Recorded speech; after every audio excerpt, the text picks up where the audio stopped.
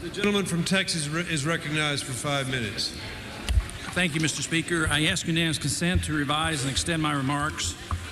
Without objection. Mr. Speaker, the golden new era of the 1990s has been welcomed and praised by many observers, but I'm afraid a different type of new era is arriving, a dangerous one, heralding the end of 30 years of fiat money. If so, it's a serious matter that deserves close attention by Congress. There's nothing to fear from globalism, free trade, and a single worldwide currency. But a globalism where free trade is competitively subsidized by each nation, a continuous trade war is dictated by the WTO, and the single currency is pure fiat, fear is justified. That type of globalism is destined to collapse into economic despair, inflationism, and protectionism, and managed by resurgent militant nationalism. Efforts to achieve globalist goals are quickly abandoned when the standard of living drops, unemployment rises, stock markets crash, and artificially high wages are challenged by market forces. When tight budgets threaten spending cuts, cries for expanding the welfare state drown out any expression of concern for rising deficits. The effort in recent decades to unify government surveillance over all world trade and international financial transactions through the UN, the IMF, the World Bank, the WTO, the ICC, the OECD, and the Bank of International Settlements can never substitute for a peaceful world based on true free trade, freedom of movement, a single but sound market currency, and voluntary contracts with private property rights.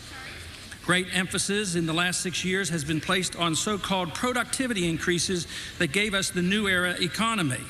Its defenders proclaimed that a new paradigm had arrived. Though productivity increases have surely helped our economy, many astute observers have challenged the extent to which improvement in productivity have actually given us a distinctly new era. A case can be made that the great surge in new technology of the 1920s far surpassed the current age of fast computers, and we all know what happened in spite of it after 1929.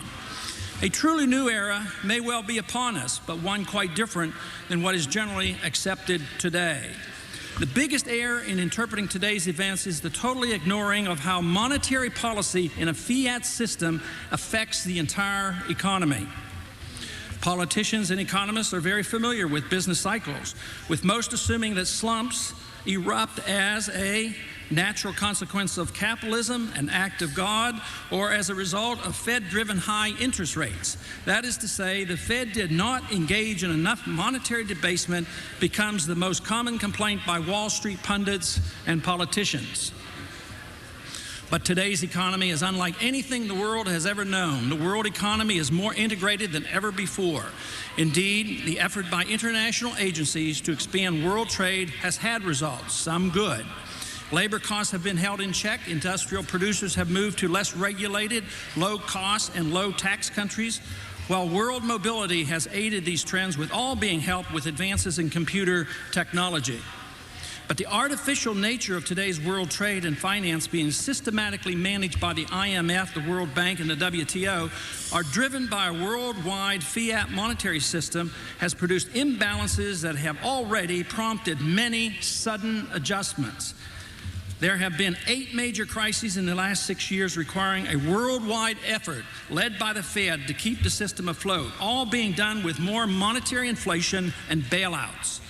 The linchpin to the outstanding growth of the 1990s has been the U.S. dollar.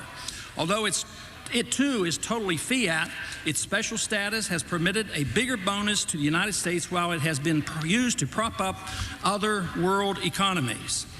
The gift bequeathed to us by owning the world reserve currency allows us to create dollars at will. And Alan Greenspan has not hesitated to accommodate everyone, despite his reputation as an inflation fighter. This has dramatically raised our standard of living and significantly contributed to the new era psychology that has been welcomed by so many naive enough to believe that perpetual prosperity had arrived and the bills would never have to be paid. One day it will become known that technological advances and improvements in productivity also have a downside. This technology hid the ill effects of the monetary mischief the Fed had enthusiastically engaged in the past decade.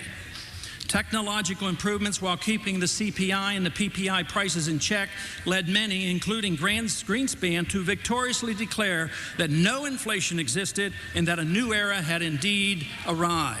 Finally, it's declared that the day has arrived that printing money is equivalent to producing wealth and without a downside. Counterfeit works. But the excess credit created by the Fed found its way into the stock market, especially the NASDAQ, and it was ignored. This set the stage for the stock market collapse now ongoing. Likewise, ignored has been the excess capacity, malinvestment, and debt that permeates the world economy. Gentleman from California, Mr. Filner. Gentleman from North Carolina, Mr. Jones.